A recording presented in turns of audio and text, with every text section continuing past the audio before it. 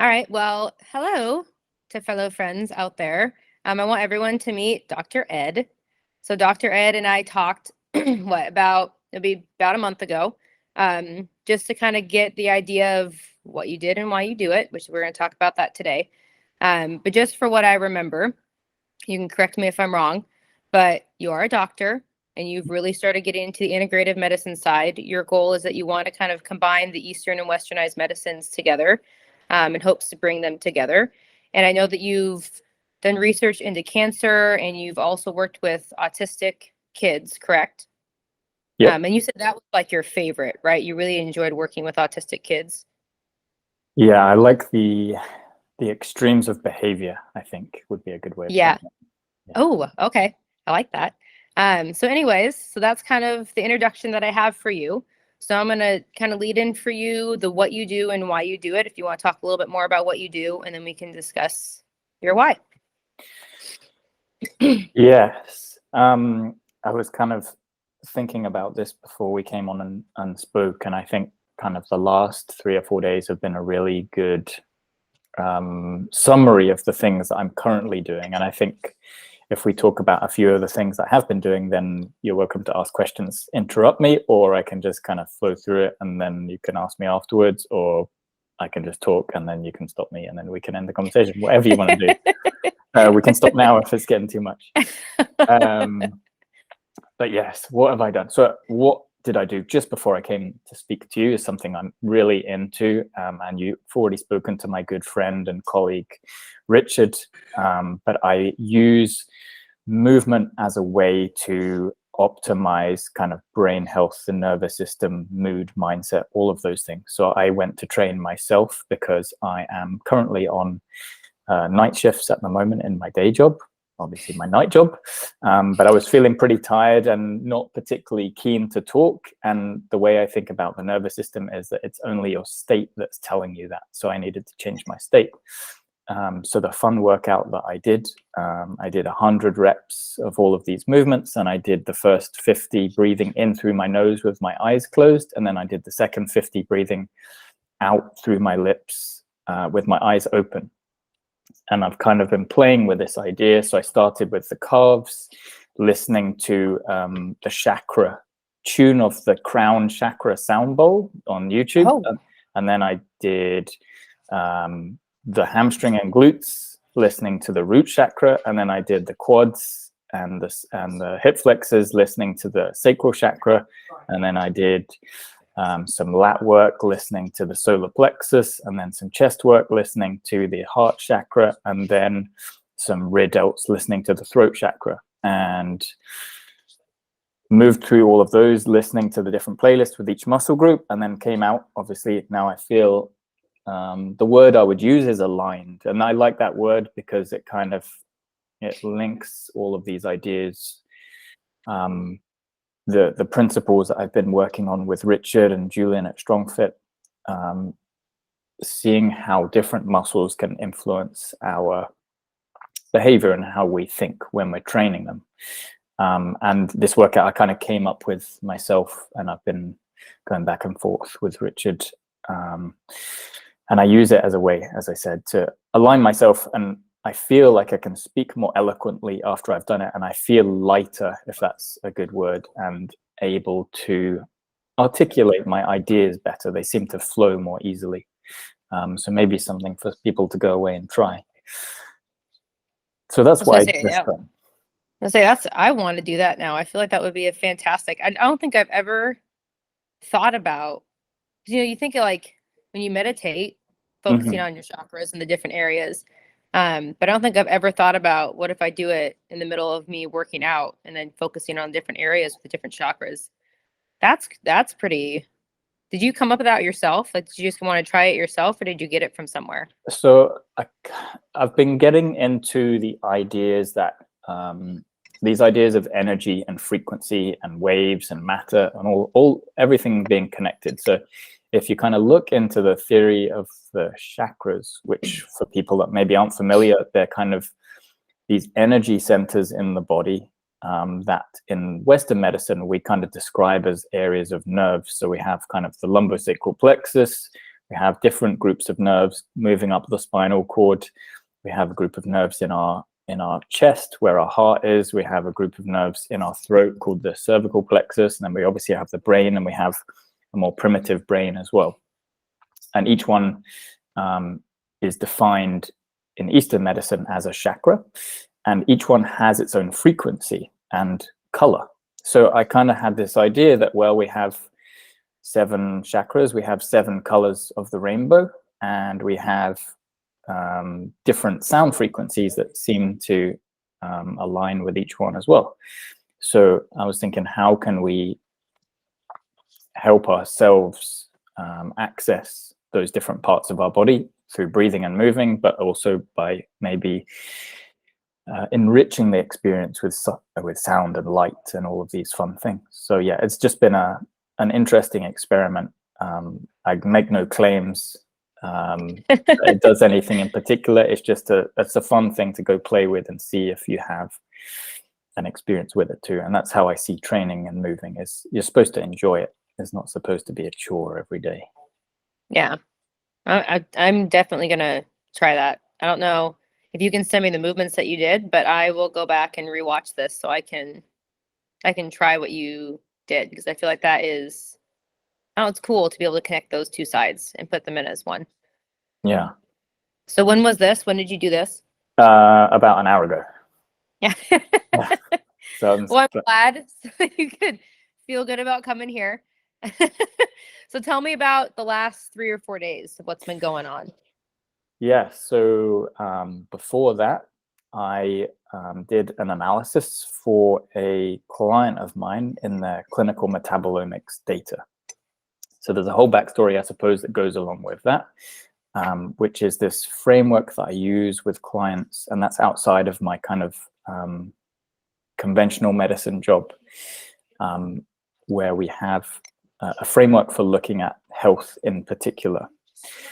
And in order to do that, we have to kind of define health, which my mentor, Dr. Ted Achikoso, who's this brilliant polymath and kind of pioneer of health optimization medicine, who has an IQ of 210, who is the health consultant for a lot of very famous people in the world, in very big places.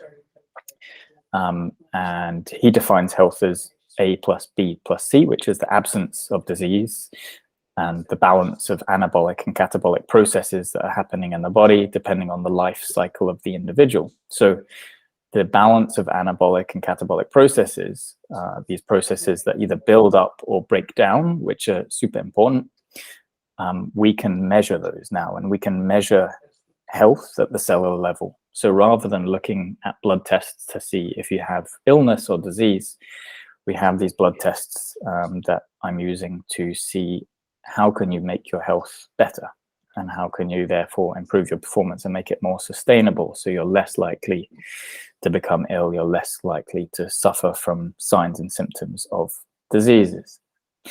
So is it looking at, because, so you're talking to someone that understands some of the terms that you're saying, not all of them. And I also know that we're gonna have people that listen to this that probably don't understand much of the terms. Yep. So go back really quick. So A+B+C. A is absence of disease. What was it? Of disease. C or B was the balance. Okay, say it one more time. The balance of anabolic, which is processes that build up, and catabolic, which is processes that break down. Break down. Okay. And then C then is the cycle. Is that what you were saying for C? Yeah, the cycle of life of the individual. So obviously when you're younger, you're going to have more anabolic processes because you're growing much faster. And then as you age, you're going to have fewer and more catabolic processes because you are aging. Getting older. Yeah. Okay. Okay. That makes more sense. All right. Sorry. The goal of doing these tests is you don't come and get them when you're unwell, but you have them basically like you would take your car in for a service or a regular checkup to make sure the oil is there and the engine's working and all of these things. It's keeping on top of it so that the issues don't present themselves all of a sudden and you end up in an emergency. So we keep all of these markers, the metabolites, we call them these little chemicals in the cell within an optimal range, and that range is the range that we see in people aged 20 to 30 and within a healthy group of those people. So we basically keep you young for the whole of your life is the goal. Wow. Have you ever, oh gosh, now I got to remember the name of the book. Lifespan. By David Sinclair? I believe so. I actually not sure if I've read it, but I mean, I understand some of his ideas. I'm looking to see if that's the name of it because I have it on my, but I think it's Lifespan because that's the one where he talks about basically how to keep yourself from aging. Yeah, so his kind of field is very much epigenetics, which is this idea that we can change the expression of our genes based on the behaviors and the environment that we adopt. So that would be one of the pillars of health optimization medicine, and there would be 6 others, which include things like the gut and the immune system, chronobiology, or how we're sleeping, bioenergetics, how we produce energy, exposomics, so exposure to light and other things about our environment, evolutionary medicine, which is something that I find really interesting. And this other tool we have, clinical metabolomics, which is the kind of the new technologies in science and medicine, but aren't really being used in current medical practice. And we're kind of the specialty that hopes to bring them to the masses, in that when somebody comes to you for help, we can look at the literature that's out there now and apply it now, because when somebody needs help, we want to do our best for them, as opposed to say, well, there's all of these experimental things that might come and help you in 20 to 30 years. It's not very helpful, compassionate. Yeah, if you know that they're there, it's for me, there's not a stigma, but a lot of my kind of colleagues in conventional medicine would question the evidence for these, and until they're being used, there is no evidence. So we have to be pioneers sometimes and seek the evidence. And from my experience, even with only a handful of clients, generally people seem to feel better and get sick, things like colds, less often. So for me, it's a win. I was gonna say that's a win right there in itself. So does the blood test itself, does it test for things that could potentially happen, or is it like genetic testing to see what most likely you're going to have happen to you in the future, or what does the blood test normally tell you? Yeah, so it's cool. So we're looking not at genetics or genomics, we're looking at metabolomics. So we're looking in real time what is happening now, because obviously when somebody's with you, you want to know what's happening now, so then we can make changes based on now, not what could potentially happen. So we do urine, blood, stool samples, and look at the whole thing. So we can look at all of your vitamins and minerals. We can look at your nervous system, your neurotransmitters. We can look at how your cells are producing energy. We can look at the gut, whether it's digesting food properly, whether there's the right balance of different bacterial colonies, whether there's inflammation or leaky gut present. And we can look at if there's any food intolerances. And yeah, I mean, I noticed, I obviously done the testing myself, so I've had to change my diet around and add bits and bobs in and take things away, which is kind of sad because I really like cheese and dairy, but I have a severe intolerance towards dairy and milk and casein, which is sad. And I have moderate towards eggs as well. And I never had any specific symptoms to any of those things, but removing them, my skin improved, my energy levels improved, all of these things improved, and it was just like an eye-opening experience that we have availability to do these tests. And I'm passionate about helping people who feel like they're stuck and they try and get answers to maybe the problems that they've had for a long time, and they're told that everything's okay, there's nothing to worry about, but they're still suffering in some capacity from something. Oh yeah. And I think the last time we talked, I told you this, but this is very similar to a lot of things that I went through. So I've gone through like the IgG blood testing to look for the intolerances, and like measuring the gut balance, microbiome, the stool testing, blood testing, all that kind of stuff. And I think that that's one of the hardest things for me was when I went to the doctor and they told me everything was fine, but I literally I felt like my gut was rotting. And they're like, oh no, everything's great. And I'm like, well, why do I feel like I'm dying on the inside? Everything is not great. And so you saying that, because that's, to me, that kind of stuff is very exciting to be able to, you can basically map out, like you're taking your body and you're laying it on paper in front of you for everything that's happening to your body in the time. And then you can kind of map out where the things are happening. Because I work with a doctor right now who's awesome. And that's her job. She specifically likes to work with athletes on it. But it's basically taking blood tests, urine tests, stool tests, and you're taking your body and you're putting it on paper and you're mapping out to find the connections for where things are starting and where things are happening so you can build from the ground up. Yep. I mean, that's really cool. that's exactly what it is. It's what fundamentally are your imbalances, deficiencies, and possibly subtle toxicities or weaknesses, and then how can we reinforce those so that they're not there. So yeah, it's a very nice, as you say, it's on paper. It's a very objective. Here are some things that possibly, if we improve, things might get better, as opposed to no, everything's fine, go away. Yeah. Which no one wants to hear. And that too is one of my favorite things is when you do something like this, it's never, let's try this. Oh, it didn't work. I don't know what else to do. It's let's try this. And if it doesn't work, then we can try like plan B, C, D, E, F, G. We get to Z and we can go back to now AA, BB, CC. It's a continuous, there's always different things that you can do versus having it be plan A, plan B. And then, well, now we just got to wait. Exactly. Yeah, there's always things there. And I will say, I don't know if you know this already or not, but dairy and eggs are two of the things that a lot of people that have food allergies, like the majority of people that have food intolerances, have intolerances to those two foods. And I was told, I don't know the truth to this, but what I've been told is that it was like 90% or more of humans at some point in their life will grow an intolerance to dairy of some sort. Have you heard that before? I haven't heard that in particular, but I'm sure that it's something close to that. I mean, I always think, and this is maybe getting into more of the topics that maybe we'll come on to, is that the stressful periods in our life, we pick up a lot of these cellular memories. So in the same way that our brain holds memories of the past, actually our cells hold memories, and that's called Mitocellularhomesis. And in the same way that your brain remembers things, our cells remember things.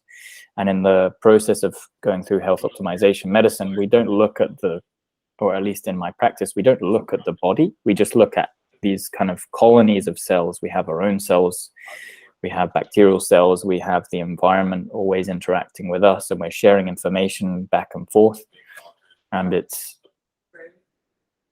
realizing that there's at some point things may be too stressful for us and we need to remove them, and at other times, which is what I do with Richard, we can improve our ability to handle stress in other ways using the nervous system, which kind of brings us on nicely to the thing that I did before I did the test analysis, which was speak to some clients that Rich and I are working together with. So we have this this service where we both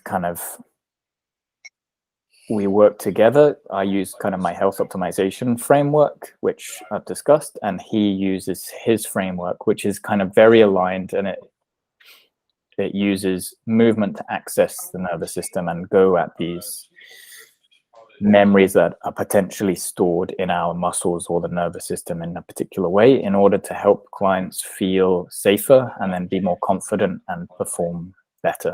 And it's a really nice way to work with people because we can go from kind of the outside picture, how they're interacting, how they're behaving in their environment and social groups, and then I can look at how they're behaving and interacting at the cellular level, and then we can bring that together and hopefully make quite a lot of progress quite quickly just by having these very objective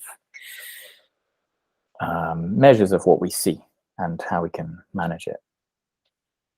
That's cool. And I want to say too, what you guys do together is like my dream job of what I wish my life to be in the future. Being able to work with, like, be someone that works on like the physical and mental side, and work with a doctor that works on the physical and mental side too, but in a different aspect that brings in more information to the people that you're working with, Mm-hmm. so they can optimize like throughout their life versus just right now. And that's awesome. Love that you guys are doing that. I think, I mean, Richard is this kind of fitness renegade and pioneer too. And I think being on his side at this point is really eye-opening for me. What has been, because I mean, I don't think I would be doing the whole health optimization and kind of more unconventional medical approach without his help. I went through my own kind of healing journey, perhaps with him, working through some stuff and getting his advice, and that's kind of culminated in us working together. And in doing so, we kind of learn about how each other works, and shared some clients, not kind of as formally as we are now, but it's definitely a great thing to be able to do, because we're starting to kind of see more progress with very complex and complicated individuals who have suffered a lot, and that's what drives me really. That's awesome. And I love that. Like, I really enjoy talking to you. I mean, I told you that last time, and I said the same to Richard. Being able to talk to you guys, you have the kind of mindset that I feel like is the world's kind of starting to move to a little bit. Mm-hmm. But you're part of the pioneering group that's doing it, and so that's fun to be a part of. Well, somebody has to do it. And there's enough people that are haters, or whatever you want to call it. It's tough to do something new, especially in the health world, because there's always that inherent responsibility as you're looking after people's health, which scares me sometimes. But when I see people get better, then it's enough for me to want to continue. And I don't ever like to belittle the conventional medicine circles. That is kind of where I trained, because it has its place. And I'm on nights at the moment. I was working nights before I did this stuff this morning and during the day. So I was covering on call for psychiatry. So I'm training in psychiatry, which is, as I said, I'm interested in behavior and the cognitive side of things. With the view, so I'm actually starting a PhD in metabolic psychiatry and neuroscience in February. So I'm kind of taking my interest by the scruff of the neck and trying to bring the metabolism side towards the mental health side in a research project, to try and distill a lot of these ideas, which are now becoming, as you say, more widely accepted. And I've just seen there's this doctor called Chris Palmer, who's just been on all of the podcasts. He's been on Huberman, he's Tim Ferriss podcast. I think I've seen his Instagram. He's posting like 3 or 4 stories and reels a day. He's just released a book called Brain Energy, but his thesis is that the metabolic health of the brain is a byproduct of the mindset and the mental health, and you can't separate metabolic health from mental health. And it's this field that I'll be working in the context of doing brain imaging. But he's got lots of stories of patients who have been on horrible drugs for kind of 20 plus years, who then do something as simple as start the ketogenic diet, and within kind of 8 weeks they're off meds, symptoms have gone, hallucinations, delusions have disappeared.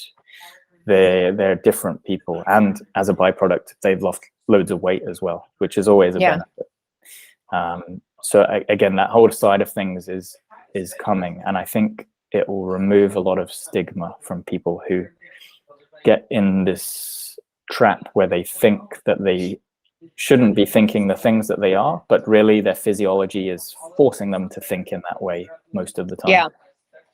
Well, it's because your body remembers. I mean, like you're talking about, your cells remember. And so when you are a certain way, I think like when I have, to make it more simplistic, when I have clients that are trying to lose weight, and they lose a certain amount of weight and then they kind of plateau out and their body fights back a little bit for their weight loss, no matter what we've changed. It's like, because you remember, your body is not going to just let go of things that it's known for its entire life.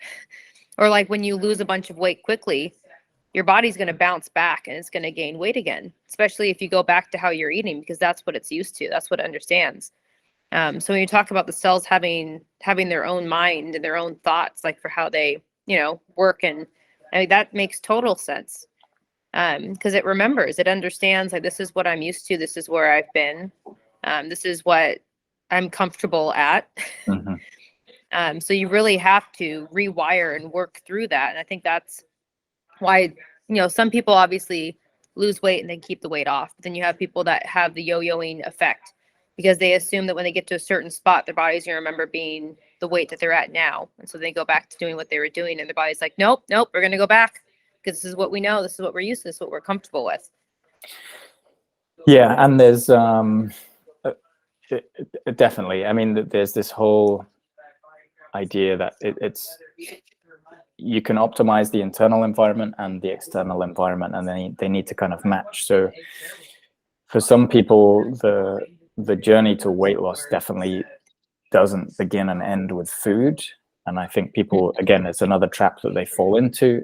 It's something that I've seen with movement clients. When certain muscles aren't connected, it basically seems impossible to lose weight. When people spend a lot of time in certain environments, the hospital being one amongst my colleagues, if you're doing night shifts in stressful environments and you're under the really stressful lighting, it's something that's not really discussed, hence the blue blocking yellow lenses. It becomes very difficult, and our light environment can dictate our blood glucose and the temperature of the room, the places where you live, the social environment that you're in. All of these things contribute. So you can change the foods you're eating, but if you're still shopping in the same shops or living in the same house with the same foods in the cupboards, and the people who bring you food are still coming around, it's going to be really difficult to make a change unless you decide to put yourself first and talk about these things with other people. And then the behavior changes the environment, and the environment then changes with the behavior. Oh, yes. Thank you for saying that. That's another thing that I feel like I pulled teeth with some people when I talk to them about, like, they ask, well, I'm eating better, so why am I not losing weight? I'm like, well, let's look at the rest of your life. What is it like? They're like, no, that's not it. Or they're very, like, they get very uncomfortable talking about it. Or, we tell them, what kind of changes can you make? And then they don't ever make them because it's uncomfortable and they don't want to push their body. But it's like, to be able to make those changes and turn them into habits. I just finished the book Outwitting the Devil. Have you ever listened to that book? I haven't. Oh my gosh. Basically, one of the things that they talk about is the number one thing that the devil loves is he calls them drifters. So people that never really make change, never make decisions for themselves, and just stay comfortable, but they never push themselves to do better. And that's the hardest part, is trying to get people to take that step to go into the zone of uncomfort or being uncomfortable. Because to be able to make long-lasting, forever change, that's where you have to live. Otherwise, you will come back to what you know. And I mean, that's where I began this journey, really, is that I was at college. I was 15 years old, 16. And my friend and I were both really into kind of bodybuilding. And we decided, based on one of the gurus that we were following on bodybuilding.com forums or something, and we did a ketogenic diet. And in both of us, in 10 weeks, we both lost 20 pounds, like easily, just like snapping the fingers. That was it. And I was like, this is so easy. How can anybody be overweight? And I never realized in hindsight, but that decision then was, it's not that you can know all of the technical knowledge, but it's how do you help people with their behaviors and choices, because it's much easier when you're younger. I've learned to make those changes really quickly and just decide, I'm doing this diet for 10 weeks. I don't care what other people say. When you get a bit older, it becomes a bit more challenging with social environments and all of that kind of stuff. When you're a young guy doing bicep curls, it seems much easier. Yes. But yes, where was I going with that? I was thinking the thing that I did before my night shift last night, which is kind of a hack that I use, again, as you talked about, thinking about people pushing into discomfort, was I have a little sauna at home, and I have cold showers. And the thing that is mistaken or lost or forgotten, particularly for women, I think, is using cold to augment and improve the body's efficiency at producing heat, which as a byproduct will improve your ability to burn fat cells. And it's a tool that I'm not sure it's talked about enough from that perspective. But again, I don't like to be deterministic about these things. But again, a lot of women maybe would suffer with impaired thyroid function, and they're worried about their hormones and all of these things. And one way to get everything really kind of ticking over very quickly is getting cold. Sorry, my camera's just doing a bit of a funny thing. That's okay. I might be frozen on my side. You were frozen for a little bit, but I know that the camera still records the videos. Perfect. So just heads up. But yeah, getting cold. And again, I know how difficult it is to get cold if you're so used to, I hear it all of the time, which is, I hate being cold. And the last thing that I want to do is go and get cold. Yes. But just like somebody might come into your gym and say, I hate being weak. The answer isn't to keep being weak. The answer is to be stronger. So you have to go and do the thing that you've been avoiding. Now, the easiest way, there's two ways that I've worked out with clients. I'm kind of giving as freebies, but firstly is not worrying about immersing your whole body, but starting with just putting your face into cold water. Okay. Even kind of not even for a long period where you have to hold your breath, but just close your mouth, put your face in the cold water, last as long as is relatively comfortable, and then bring it out. And in doing so, you kind of get a bit more, your face is very sensitive, there's lots of nerves on it, and your body can kind of catch up and go, okay, that wasn't so bad. And doing that a few times in the morning seems to be a good starting step for most people who are afraid of doing the whole cold showers, or going to swim in the sea or swim in an ice lake or something. And then the second way, which is kind of the cheating way, but it's probably my favorite way, is to have a sauna and take the sauna until you get not super uncomfortable, but nice and warm, and then go do your cold. So it doesn't feel so bad because you're nice and warm. And then it almost feels better. Yeah, don't stay in the cold too long, because otherwise your core temperature will drop. Just wait until you kind of, your skin has cooled down a good bit, and then go back in the sauna and do that a few times. And it's a really powerful tool for getting more healthy more quickly through what it's doing at the cellular level. It's increasing the efficiency of producing all of these machines that we have doing all of the cellular processes all of the time. It's making energy production more efficient. It's making your heat production more efficient. So therefore, it is turning up thyroid hormone by definition, because we use thyroid hormone to regulate the temperature and the metabolic rate in our body. Well, okay, so I'm going to put something in here, a couple things. One, there's definitely some people that I will be sharing this video with, because I've talked with them about this stuff before, and they are still pushing back on me. You know who you are if you're listening. The second thing is, one thing that I did when I first started taking, because for the first couple times I did ice baths, I had never done anything with cold before, and I broke out in hives because my body was not used to the cold. And so what my integrative doctor at the time actually had me do was contrast showers. So if we don't have a sauna, it would be, I think it was a minute. I'm trying to remember if it was a minute or a minute and a half, as hot as you can take it. And then for 30 seconds, as cold as you can take it. And you do that for 3 rounds, and then you have to end on cold. So you can't go back to hot. That way, if you're someone that doesn't have a sauna, and that helped me get into cold showers. So like now I can take cold showers, and I usually take them in the morning, where I start off with some warm water just to kind of get my body loosened up. And then I go to cold. Sometimes it's a minute, sometimes it's like up to 5 minutes where I can sit in it depending on the morning. But that's like what I do with that. Cause again, I was the same where I was like, okay, cold is very uncomfortable. My showers are basically scalding. So lukewarm is uncomfortable. So going to cold was very hard for a while. But that's, yeah, I like that. Yeah, so this is interesting, and I'll say I didn't prefix at the start, but none of what I say is medical advice, and I'm also very tired from doing night shifts, so I might say things that maybe I shouldn't. But anyway, take what I say with a pinch of salt. Don't burn yourself and don't drown yourself. All of these things.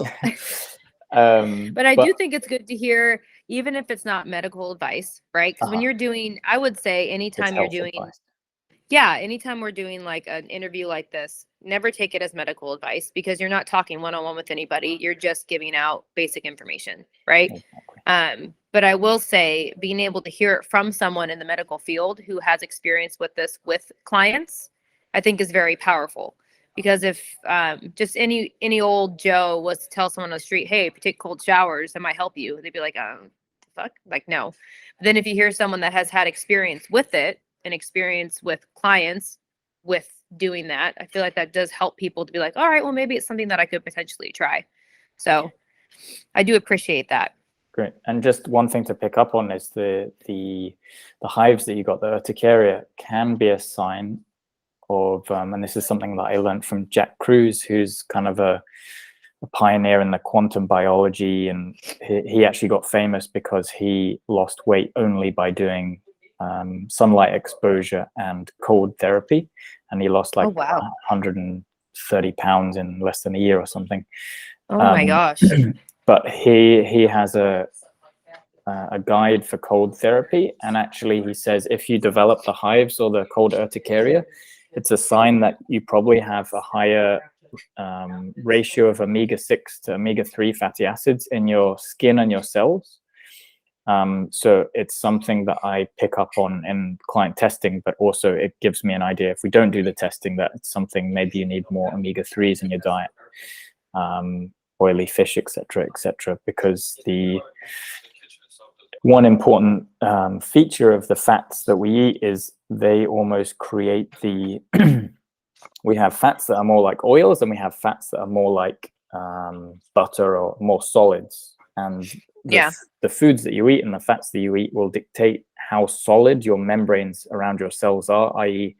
how solid your skin is as well when it's exposed to cold and hot. So it will change how you respond in these conditions. So yeah, one thing to think about, if you do get the hives and things and they don't go away for a long time, think about eating more oily fish. Which makes sense because now and ever since then, it was about a year afterwards, I started doing high dosage of omega-3s, and I'm still doing a pretty high dosage of omega-3s. And now I have no issue getting in and out of an ice bath. Doesn't bother me at all. So that's an interesting thing to think about. And there's an element of this as well that is, again, you adapt to your environment. So even if you weren't necessarily planning to eat those, your body may have subconsciously driven you to start adapted eating and also we can synthesize different types of fats inside of ourselves, and it's some of these changes of what we see when animals approach hibernation period. They produce different types of fats because the weather's getting colder, and it allows them to hibernate over the cold period and survive, and then they can regenerate a different set of fats when they come out of hibernation, which is evolutionary medicine, which is this other pillar of health optimization medicine. Yeah. Oh my gosh. I feel like we could probably have a zillion conversations and not get to everything that you do and what you know, which is so cool. So I actually have a challenge for you out of curiosity now that you have officially cut out some foods from your diet. Because one thing that it took me, and I fully admit it took me a couple years to be able to do this, but with your knowledge of your body, I'm interested to see if it's something that you'd be able to do now. I'm to the point now where I can feel my body telling me to stop eating something. So like I know when I have an intolerance to it, because like back in May, I was having some gut issues. And I knew within 2 nights after it started what it was, but I didn't want to admit it to myself because I wanted to keep eating the foods, and it was tomatoes and it was rice, white rice. Yep. And so finally I cut them out and my gut issues got a lot better.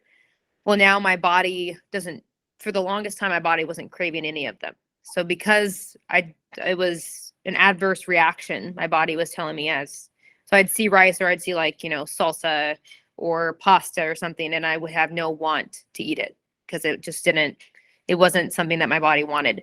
Well, now recently I've started to have cravings for them again. Like I'm like, oh, rice sounds really good. Or like last night we had tacos, and for the first time in 6 months, they put the salsa out, and I was like, I kind of want some salsa.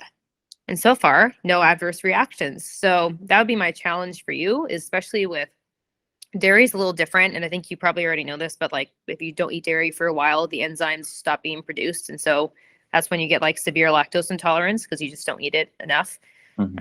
So if you're careful, you might be able to add it back in. And I'm curious when you do add it back in, how you add it back in, because I kind of want to eat cheese again. But right now I can't eat cheese, but especially with eggs. So like learning to listen to your body and what is your body telling you.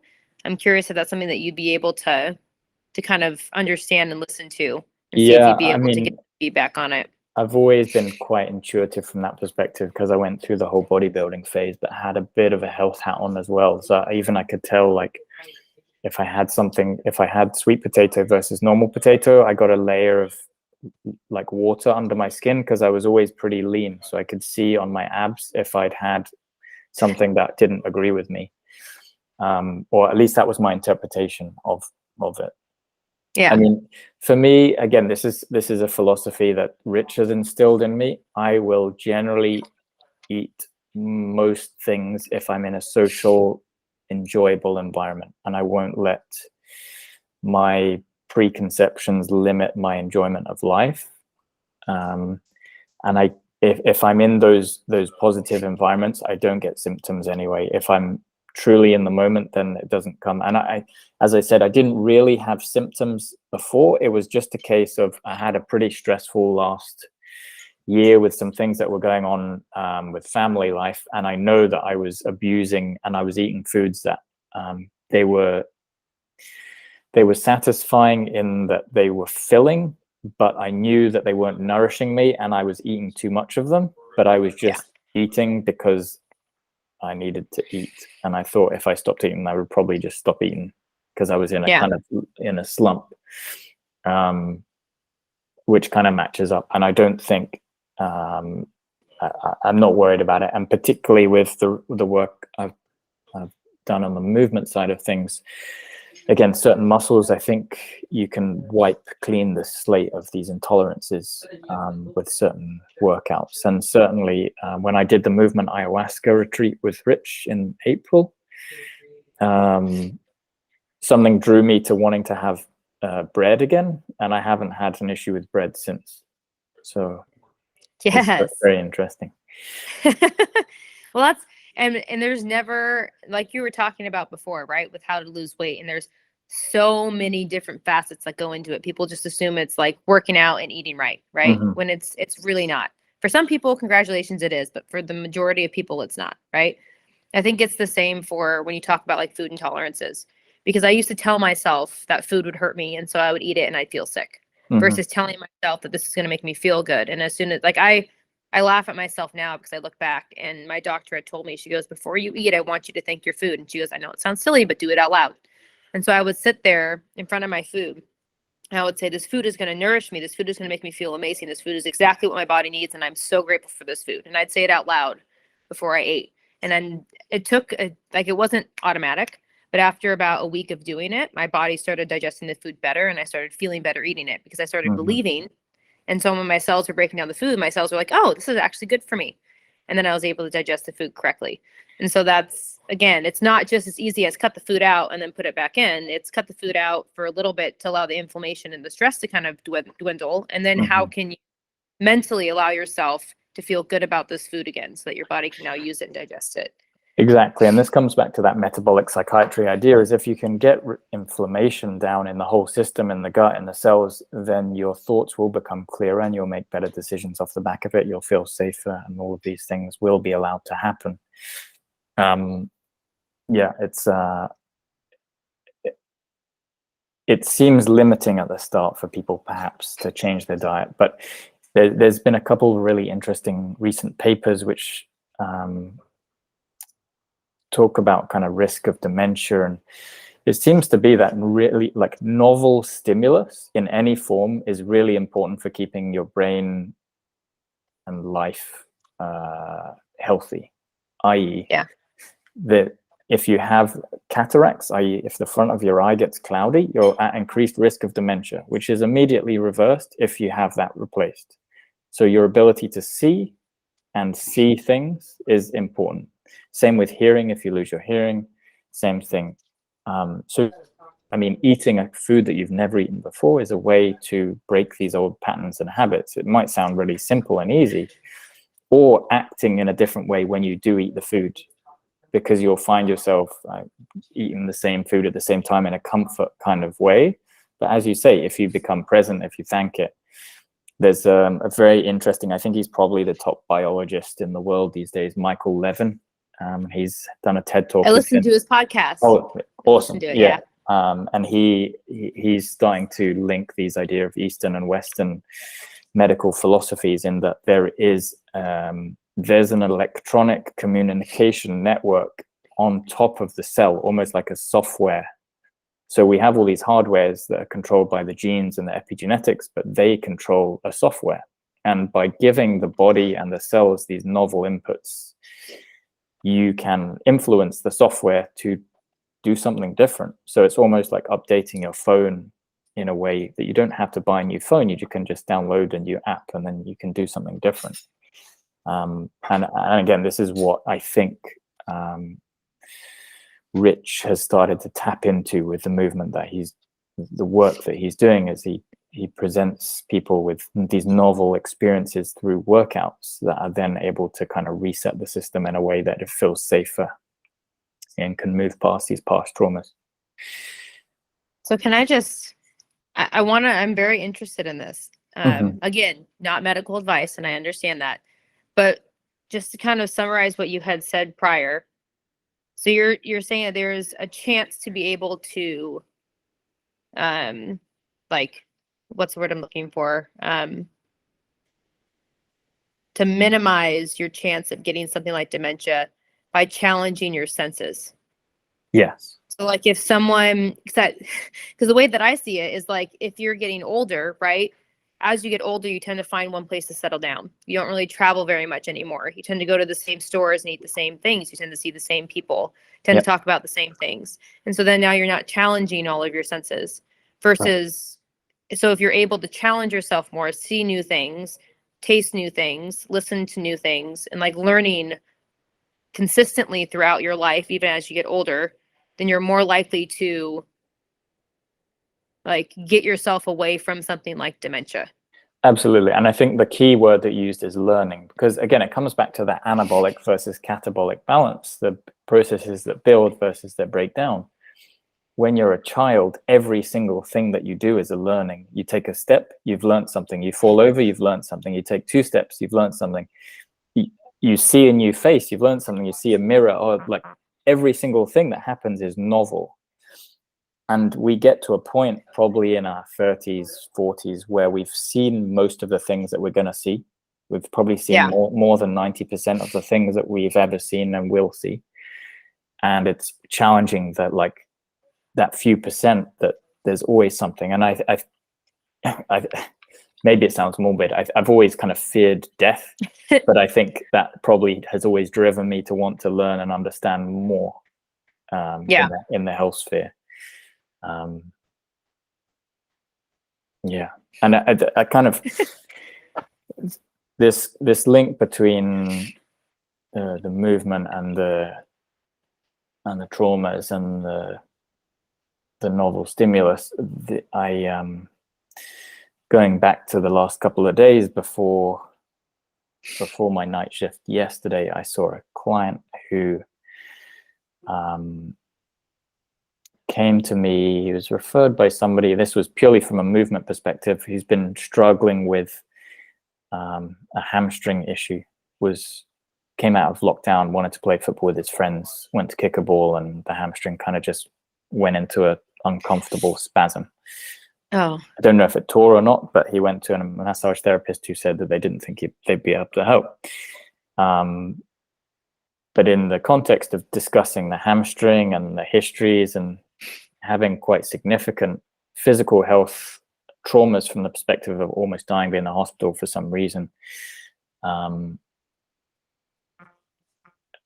again, on the same side of his body, that the hamstring was the issue. And when we got the hamstring to fire, and did a specific exercise at a reasonable intensity, he basically had a panic attack. And oh my gosh, yeah. it completely came out of the blue for him. He wasn't ready for it. And people they never really understand why somebody has referred them to come and see me or what we're going to do in that movement session. But it's never just, here's some exercises to do. And you can't really explain what you're going to be doing because it just depends on the person. It does, yeah. So yeah, we got the hamstring to fire, and then he went home, slept all night long. I said he had one of the best sleeps. The hamstring's not sore this morning, and he's like keen to go do more movement. And that's the thing.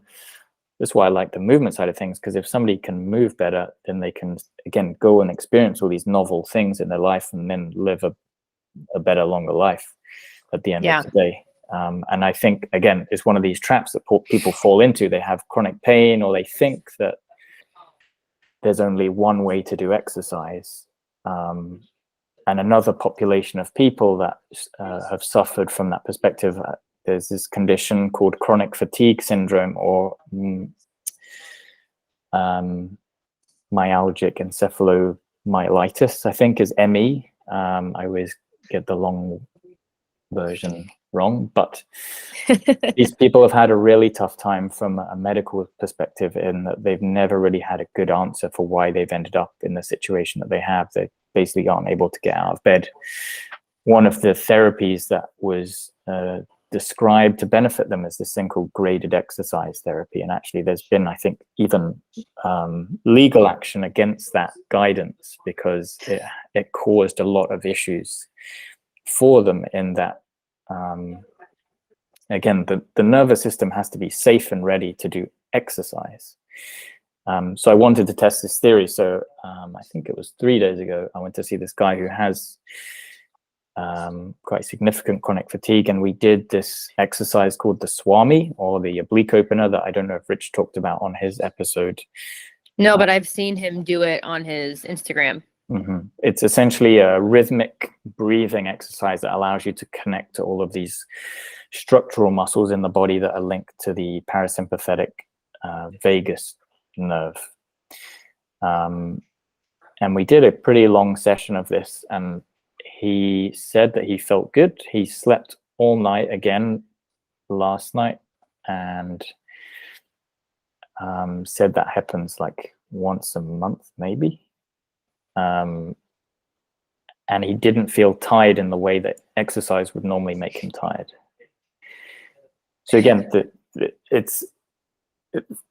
the nervous system holds a lot of keys, and giving people these wins, these experiences, these novel stimuli that they haven't experienced before in a safe way, I think is a super powerful tool that I use alongside the cellular optimization side of things too. All right, well, that's pretty cool. Like, and that was just from research that you were able to find that? I've just I've drawn patterns in my head over and seen things, and there's certain muscles that seem to be switched off, or not switched off, but people find challenging to connect to. Yeah. Particularly if they're struggling with fatigue and drive to do things. And again, it's not conscious, it's not a choice that they've made, it's just the way that the system has learned to protect itself over time. And I for me, it's an experiment, I suppose, that I want to see if I'm right in them, because then if I can take that into neuroscience, into psychiatry, and then say, look guys, I've found these links and connections that people are suffering from this thing, that maybe we can go directly at the issue in the nervous system, because nobody really in the medical world is treating the nervous system apart from with drugs and stuff, which has its own myriad of issues. Sometimes it's very helpful, and in some cases not so helpful, and it's a balance of all of these different modalities. There are a few clients that I've had who have told me out of the blue that they've stopped all of their antidepressant medications without telling me, which I'm kind of happy about, because at least it doesn't feel like I was to blame for them doing so. But quite significant doses in only kind of a few weeks, just through connecting to certain muscles and breathing in a certain way and being able to find a way out of panic attacks and buffer their feelings towards past events that happened and see them in a different light, perhaps. All of these things for me, they're my novel stimuli. I'm always very humbled and surprised whenever something like this happens, and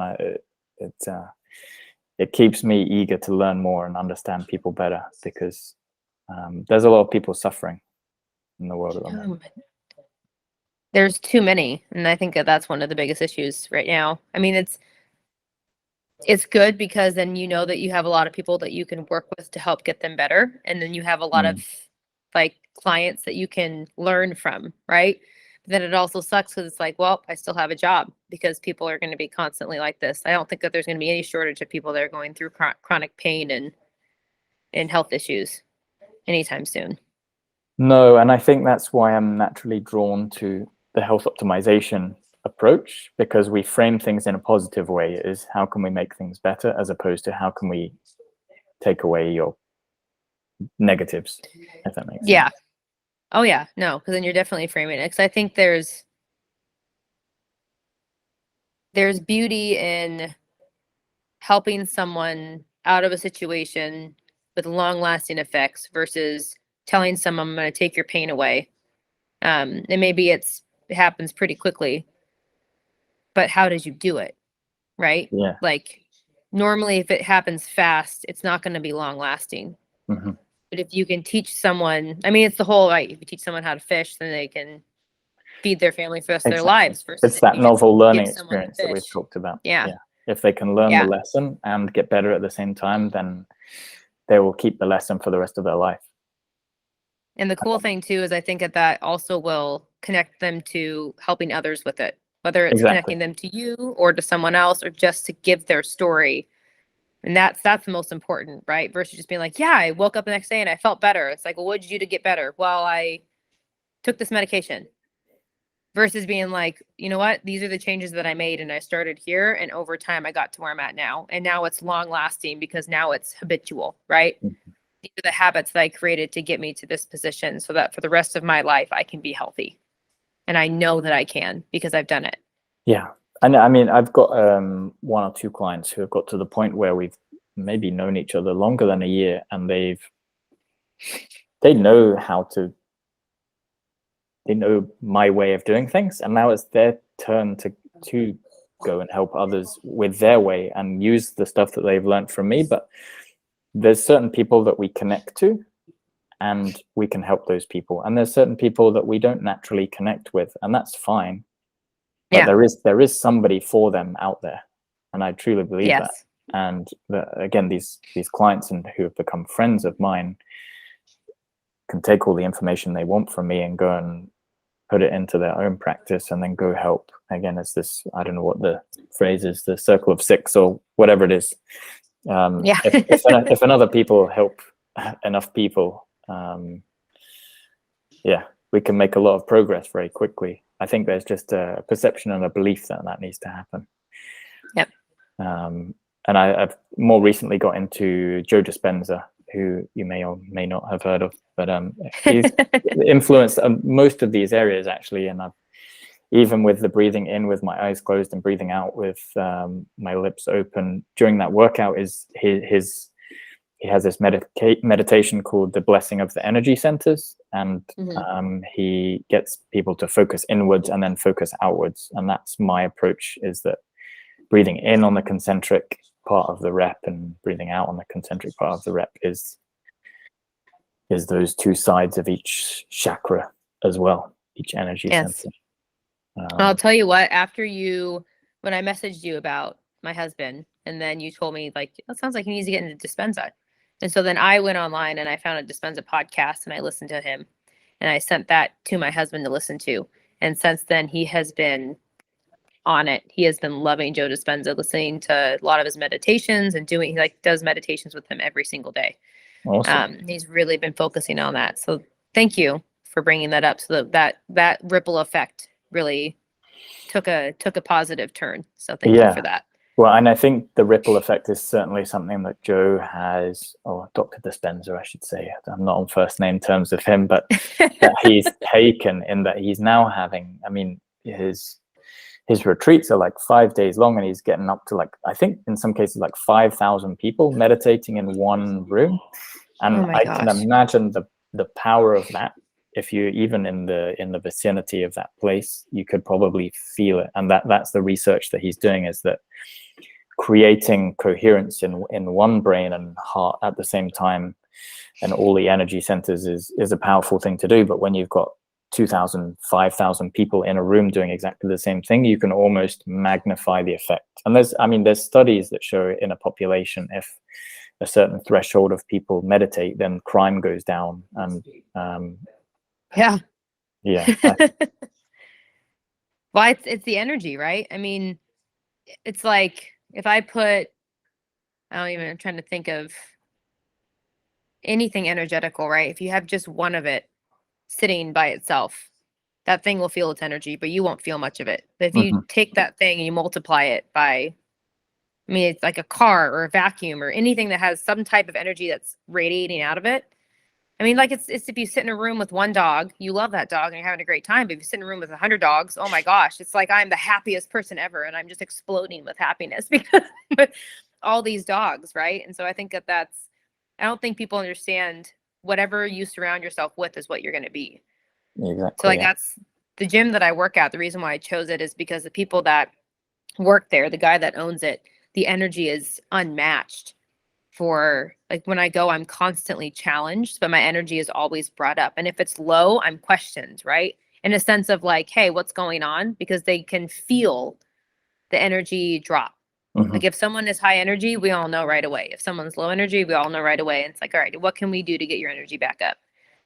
And so I feel like that being surrounded with energy is absolutely going to put you in a different state quickly. So if you have 5,000 people at Joe Dispenza meditation doing the same thing, I can only imagine the energy that is connected between every single person that is in there. Yeah, and this is why a big part of my practice, and I got a lot of this from Jack Kruse again, is that one way, when people feel stuck, one way to almost reset the system is go out into nature in the middle of nowhere, where there's no cell phones, there's no buildings, because all of these modern electrical systems in combination, Wi-Fi signals, radio signals, phones, all of this stuff is very stressful in a way that we don't even perceive. And they've done the studies and shown that it increases oxidative stress and can alter calcium signaling in our cells, which can influence muscle contractions. It can do all kinds of things. Well, they're also seen as energy blockers, right? So natural energy blockers. Yeah, so if you imagine that you have waves coming down from the sun that are supposed to end up on your skin, but then you have radio waves and Wi-Fi is going in all different directions, and they're bashing into each other at the end of the day, they can cancel each other out. So even by just being on a sunny street in the midst of skyscrapers, and let's say in Manhattan in New York, for example, the sun reaching your skin is going to be less than the sun reaching your skin in the middle of Central Park or something, because there's less interference. And again, you can upgrade that by going it's one place that Jack takes his clients is to this place in, I think, the Yucatan in Mexico, where there was a crater where a meteor hit at one point in the past. And people go there and experience almost a lot of their symptoms disappear super quickly because there's so little environmental influence. It's very just you're thrust back into what nature should be. Yeah. All of the time. And I have a friend who's very, again, they're not well accepted by conventional medicine, but she's very sensitive to electromagnetic signals. So she can tell if your phone's on, if you're standing near her, that kind of thing. She gets really extreme symptoms, and she was one of his clients and ended up learning a lot of his practices. And then I bumped into her in a conference recently. So I like to hear different stories, because then I can kind of go away and understand why that's the case. And I think the more we demonize different ideas and don't accept that these can be real experiences for people, the less learning will happen over time. And that's the opposite to what we want to happen if we want there to be less dementia and chronic diseases and diabetes and all of that stuff. I think learning is the key. Well, and there's a quote now. I was trying to think about who did it. Maybe you've heard it before, but it was, you don't see the world how it is, you see it how you are. Yeah. So I think that when people talk about, like you're saying, being open, obviously, to like other people's ideas and their experiences, because their experiences are very valid for them. And I think a lot of times we shoot them down and say, you're wrong, I'm right. Anything that you say is wrong, and anything that comes out of your mouth, I'm not going to believe. When in reality, it's like every single person that's speaking, whatever they're speaking, to them, it's their truth, right? They understand it to be exactly correct. And that's why you get, that's the whole, political thing, right? The right versus the left. And it's because each side is very valid in their beliefs and what they think, but they are not open to the other side's validity. Right. And so it puts them at a disadvantage for whatever it may be. And I think that's, when you're talking about being open to learning, that's a big part of learning, is understanding that every single person's different experience throughout the world is valid to them, and understanding the validity of it. And I think it's a good thing. I mean, that the right and the left is necessary in that systems create tension, and we have order and we have chaos, and we can't have one without the other, which is the yin and the yang idea. It's the whole Jordan Peterson thing. Exactly. And we can't push forwards. We can't have optimal learning without a bit of pressure coming in from the other side. And it's not seeing these things as negative. It's just seeing them as necessary and trying to navigate as their way is through. Yeah. I think that's a big idea. That's so whenever I see people, anytime anyone is like gung-ho for something, right? Like people that are like very much for abortion or against abortion, right? Every once in a while I'll be like, can no one understand the middle? But then you think, no, but you need to have people on both sides for there to be able to be discussion, for there to be able to be anything that comes out of it is because of the dramatics. It's not because of the people in the middle. Yes, it's an emergent property, as the neuroscientists would say. And it goes again. Everything is a fractal pattern. It's magnified and minimized throughout nature. And go back all the way to the cell level. People will tell you that taking vitamin C is really good, but if you do that for so long, then you're going to deplete your reserves of reduced vitamin E, CoQ10, alpha lipoic acid. Like all of these things exist in a cycle and a balance. And if you take one out of proportion with any of the others, then you leave yourself open to potential issues. And these things change over time. Your requirements for vitamin C go up in certain environments and they go down in some. And if you take it when you're not supposed to have it, then what's the consequence of that? So yeah, it's realizing that things change over time. You have to kind of keep exploring. Yeah. That's awesome. And I will say at some point, I would love to talk with you about grounding, because you're talking about going out into, the middle of somewhere and you really connect, and then it kind of helps relieve the symptoms. So have you seen the documentary of grounding? I haven't actually. But yeah, I mean, it's relatively, for me, it's we wear insulating shoes a lot of the time. Yeah. And we know that there exists a charge between the atmosphere and the Earth because we have lightning. And keep talking with me, but my battery's dying, so I gotta. That's okay. I mean, we wouldn't have lightning if there was no charge between the atmosphere and the Earth. And one thing that we can harness is the charge that's placed in the Earth by the lightning or by the minerals and the water and all of these things that exist in nature by just putting your feet on it. And Dr. Mark Twyman, who's the light doctor, he's a cardiologist who focuses on quantum biology. He was on, I think it's Dr. Gabriel Leon's podcast recently, and he discusses the function of the sweat glands that humans have in their feet. And it's so that they can equilibrate between the bare earth and their bare skin. And it basically allows them to discharge excess positive ions, which is inflammation. That's what inflammation is at the molecular level, is too much positive and not enough negative.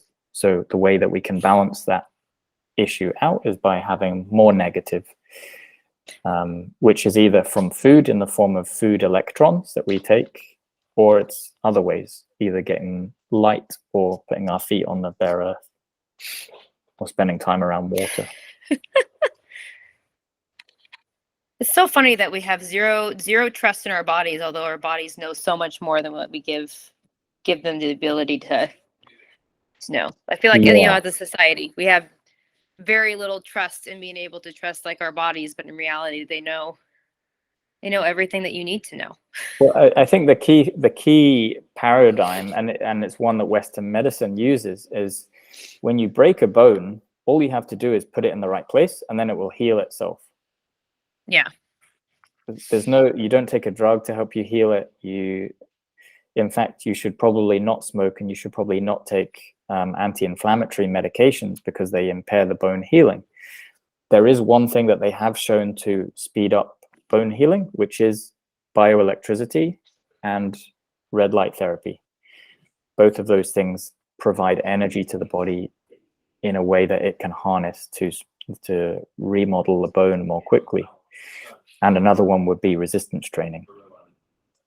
Oh, really? Doing resistance training when your broken bone is healing? Well, not to an extent, right? So the way that a bone will grow and form in a certain direction, how our skeleton is made, is the tension that's placed upon it. It's called Wolff's law. So, for example, if you snap your leg in half, the way that the bone knows to grow in the straight direction is because when you stand on it and walk on it, the force of the body and the gravity and the walking creates the shape of the bone necessary for that job. So without doing the job, without creating tension on the structure, the bones will just crumble, essentially, which is what osteoporosis and osteopenia is, which is why we need to load our body, we need to load our skeleton, and we need to create tension correctly with our muscles so that our bones grow in the right way. It's a real bugbear of mine and of Richard's that people kind of talk about the position of joints and bones, where really joints and bones are created by the movements that you do and the muscles that you engage doing those movements. So there's a few people that we've had there's this a syndrome called femoroacetabular impingement syndrome, which some people end up with this diagnosis where they just generally have a tight hip and they get hip pain. And the orthopedic surgeons, not to paint them in a bad light, but they would recommend surgery where they shave away the hip bone so it glides nicely in the socket. But from an evolutionary perspective, it wouldn't make sense that the socket was the wrong shape for the head of the bone in the socket. Yeah. So Richard's had one or two people who I think they even ended up having surgery on one side, and then before they had the surgery on the other side, he spent maybe an hour with them teaching them how to hinge properly with the right muscles, and their pain went away.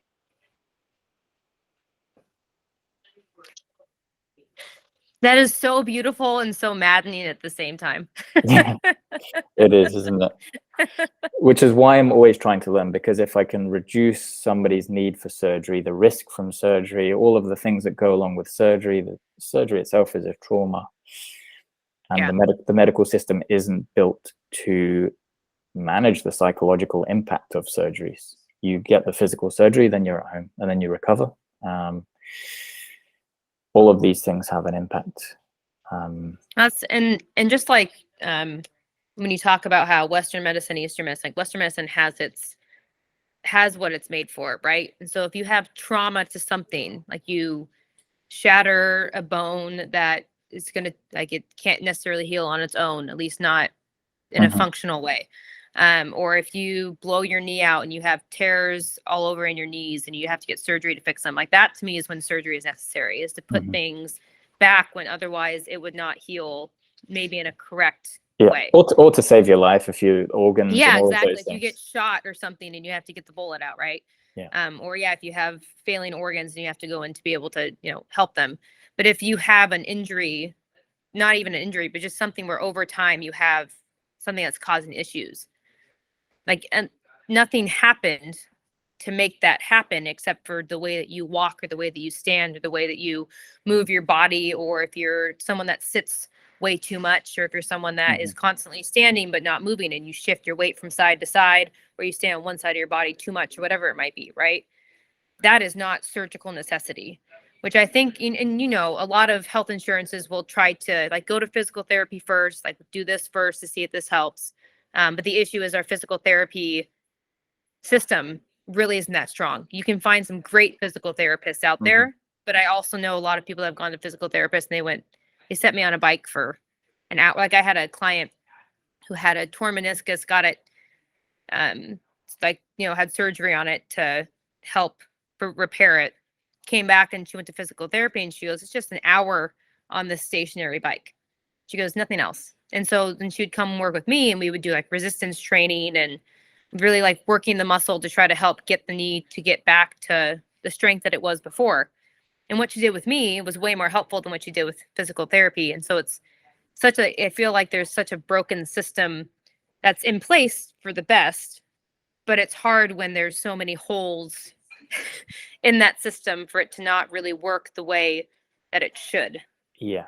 I mean, that's why you personally perhaps have found more benefit from what you would call an integrative medicine practitioner, where the gaps are mostly covered. At least you see the holistic picture of how somebody is. I fully agree. I have to give conventional medicine its credit where it does some insane stuff that I don't think I could ever do, and I have some great friends who are awesome surgeons doing that stuff. But yeah, for me, I like to keep people's cells healthy and their nervous system behaving. Yeah. Well, that's right more way. of like the preventative approach, right? I mean, that's kind of where the whole idea around like integrative and Eastern medicine is when you need to get in there and heal what's already been broken, but then working to prevent it from happening again by doing these specific things. Yeah. Right. Although I always, the word prevention still comes at it from the disease or the illness perspective, whereas the health optimization, and flip it upside down, it's not preventing, it's just optimizing and improving and maintaining. I agree with that. That's very true. Just You're right. I'm not going to use preventative anymore. Values. I like that. I mean, you can absolutely use it, sense. and there's some really good people doing really good preventative stuff. The reason that I'm very careful with keeping things framed as a health optimization approach is that we don't make any specific claims to diagnose or treat any diseases or prevent any diseases. All we do is detect and correct imbalances, deficiencies, and subtle toxicities. And maybe as a byproduct, as an accident, as a side effect, you might start to get better from your signs and symptoms and all of those things. Yeah. Which that's why I like talking to you and Richard and people that are in this area of work, because that's what it's supposed to do, right? You're using the body to heal itself versus traumatizing the body to forcefully heal, I guess is a way to put it. Yes, I would agree with you. And there's plenty of, I say there's plenty. There's only a handful of us really in the world that are kind of slowly turning this big wheel, or small wheel to turn a big wheel, with the But you're goal making of a ripple effect. well, I hope so. I hope so. I'm slowly having more clients who are doctors themselves who want to take care of their health, which is a good sign for me, because then if they can sense a benefit themselves, then they can talk to their friends who might be doctors or nurses. I think when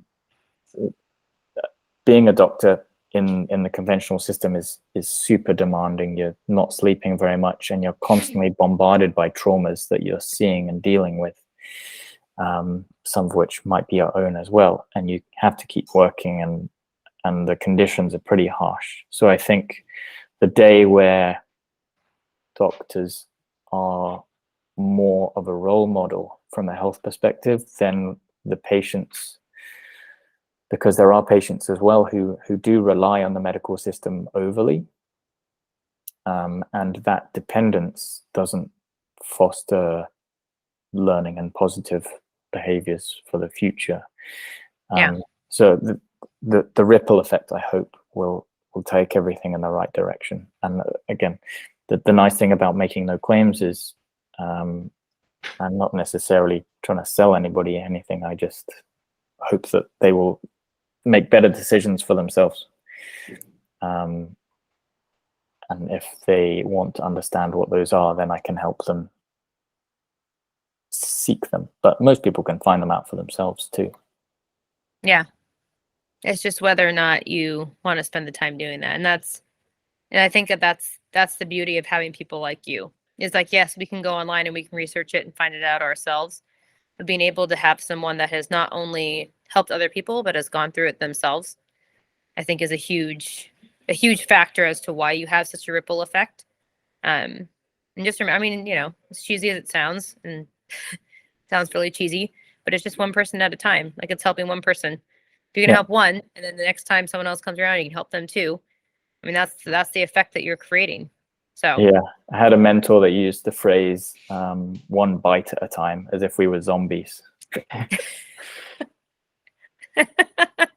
mean, that's one way that you can say it. Because maybe the one bite doesn't fully change somebody, but eventually it will. Yeah. Well, I will say, I mean, I feel like I could technically talk to you for hours, but this is probably a good place for us to stop on this one. So I feel like we've gotten some pretty decent information out there, unless there's anything specific that you wanted to talk about before we were done. No, I mean,